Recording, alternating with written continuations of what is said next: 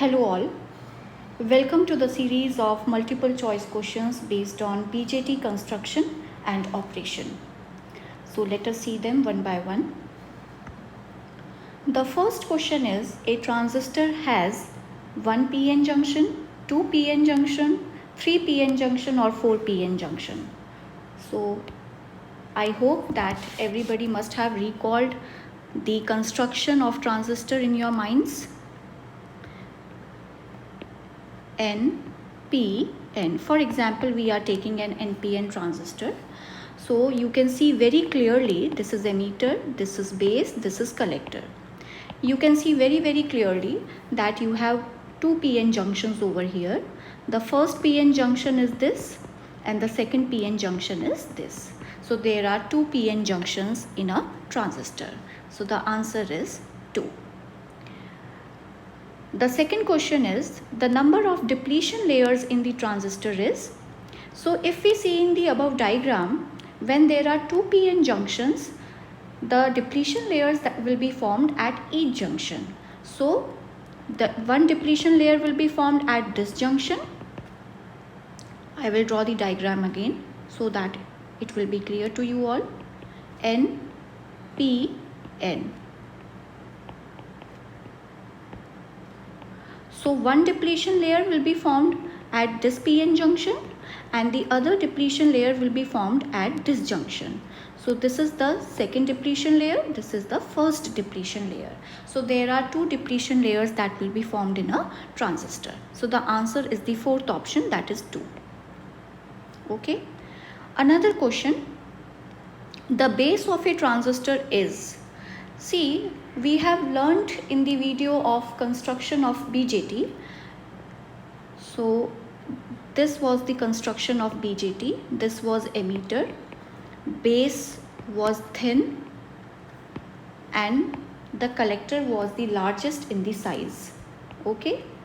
So there are special reasons for making base lightly doped as well as thin. So first of all, the answer to this question is that the base of a transistor is lightly doped. Okay. Why is it lightly doped? Because the function of the base is to pass on the charge carriers from the emitter to the collector. So if the base would have been large, so the electrons which were traveling from emitter would get larger time to stay in the base and they will recombine with the holes. They would have recombined with the holes. So the electrons from the emitter, when they would have recombined with the holes in the base, they would have disappeared. So less number of electrons from emitter would have reached up to the collector.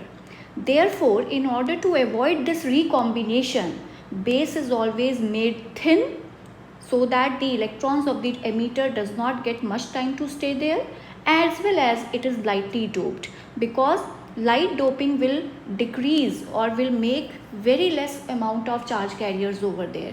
So in the base, the whole thing is done in order to avoid recombination. So the base is lightly doped because less doping means less charge carriers. Less charge carriers means holes, and that is less recombination. So the option is the third one, that is lightly doped. Okay. Now the fourth question, the element that has the biggest size in its transistor is. So the biggest size in the transistor is of collector. Option is A, that is collector. Next question, in a PNP transistor, the current carriers are, see, PNP, there are 2P, 1N. And when we talk about P-type semiconductor, the majority are the holes. So here the current carriers are both holes and electrons, because you have to remember that the BJT is a bipolar device. Okay. So but both the options are not given, so the answer will be holes, because the majority carriers are asked here. So you have to look to your answer according to the options also that are given to you. So if the option would have been given electrons and holes, then you would have marked it, because transistor is a bipolar device. Bipolar means the current is carried by both the carriers. Okay, the current conduction is due to both the carriers. But here the option is only given holes and electrons. Acceptor and donor ions are absolutely wrong. So the answer will be holes, because PNP has majority of holes. Next question is, the collector of a transistor is dash doped. See, emitter is heavily doped, base is lightly doped, but the collector is moderately doped. Moderately means lesser than emitter but higher than that of base. So the collector is moderately doped. Answer is moderately. Next question, a transistor is a dash operated device. If you remember, then in the introduction of transistor, we have already discussed that BJT or a transistor is a current controlled device. So here the meaning of operated is same as that of current controlled device. So it is basically a current operated device. So the option is current. Next question, in a NPN transistor dash are the minority carriers. See, as we have talked in the previous slide also, BJT is a bipolar device. That means the current is carried by both holes and electrons. But one will be the majority and one will be the minority carrier. So in the case of NPN, as there are two N, therefore the majority will be electrons and the minority will be holes. So the answer is holes. Next question. The emitter of a transistor is dash doped. As is discussed in the previous slide also, emitter function is to produce the charge carriers. The name is itself emitter. That means to produce the charge carriers. So more the doping, more will be the charge carriers. So the answer is heavily doped. Next question. In a transistor, the base current is about dash of emitter current. So in a transistor, you are asked that the base current is of what percentage of the emitter current. If you remember, or you can, I will share the links of the BJT construction and introduction to BJT in the description box. You can see my videos if some concept is not clear to you. So in the transistor operation, we have already seen that we got a current equation like IE is equal to IB plus IC, where IB is the base current and it is very small. Okay, it is very small. Base current, you have constructed the base in such a way that the base is made thin, it is lightly doped in order to avoid the recombination. But still a very small amount of recombination takes place, because it is not 100% perfect that it can result into 0% recombination. That's not the case. So the current that is in the base current is due to the recombination, but the recombination is less because you have constructed the base in such a way. So therefore the base current is the smallest of the three. So the base current is very small, very small. Okay, so IB is just 5% of the emitter current. So answer is 5%. Next question. At the base emitter junction of transistor, one finds a reverse bias, a wide depletion layer, a low resistance, none of the above. See, this is an NPN transistor. This is emitter. This is base. This is collector. Okay. Now generally the most important application of transistor is to act as an amplifier. Okay. And for amplifier, it has to be operated in the active region. Active region means emitter base junction should be forward bias and collector base junction should be reverse bias. Where is emitter base junction? The junction between emitter and base, that means this junction. And what is collector base junction? That is this junction. How will you forward bias emitter base junction? you will connect N to negative part of the terminal of the battery and P to the positive. This is how the junction is forward. And how will you reverse bias the collector base junction? You will connect the N to the positive terminal of the battery and P to the negative terminal of the battery. So this is how the collector base junction is reversed.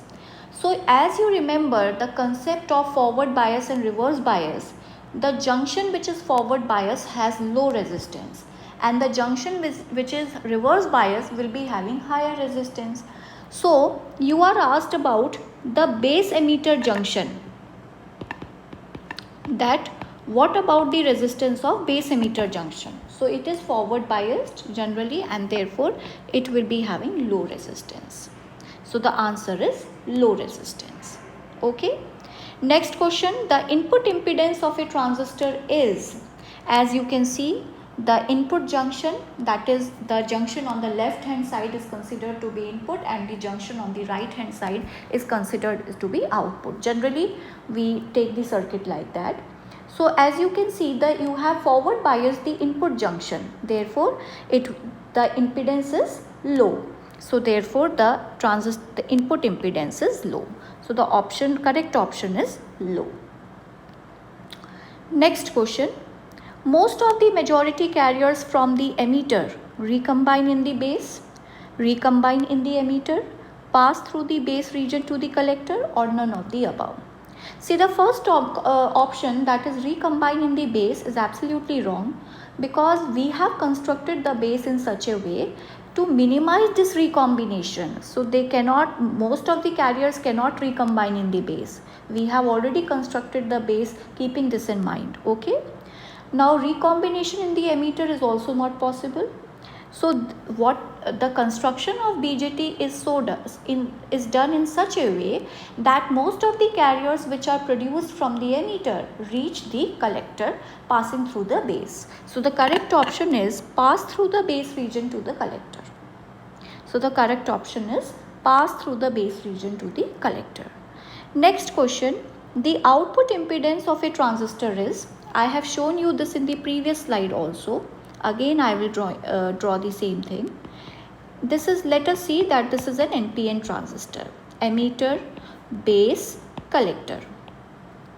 Okay, and the important application of transistor is amplifier. It works as an amplifier in active region. Active region means emitter base junction is forward, collector base junction is reverse. Okay. So this is the emitter base junction. As you can see, this is between emitter and base, and this is the collector base junction. Okay. So now if you forward bias the emitter base junction, that means you connect it like this. And if you reverse bias the collector base junction, that means you connect it like this. Okay. So what about this junction, or you can say this port, collector base port, this is the output junction.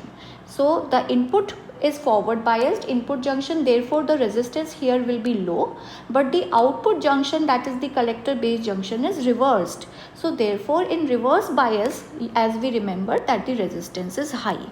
So correct option is first one, that is high. Okay. Next question, what is the most important application of BJT? This we have taken, we have discussed in the previous slides, amplifier, switch, oscillator, or none of the above. So the most important application of BJT is amplifier. So amplifier is the correct option. When does the BJT act as an amplifier? In cutoff region, in saturation, in active, or none of the above? So BJT acts as an amplifier in the active region. So the correct option is active region. In a transistor, IC is equal to IB plus IE, or IB is equal to IC plus IE is equal to IB plus IC, or IE is equal to IC minus IB. So here you are asked the current equation of transistor, and that is IE is equal to IB plus IC. So the correct option is the third equation, that is IE is equal to IB plus IC. When does the BJT act as a switch? in cutoff, in saturation, in active, or both A and B? So let us see. The correct option is both A and B. That means the first and the second. And let me show you the table so that you will remember each and everything. See, we have two junctions in the transistor. This we have already seen. One is the emitter base junction, other is the collector base junction. Okay. If there are two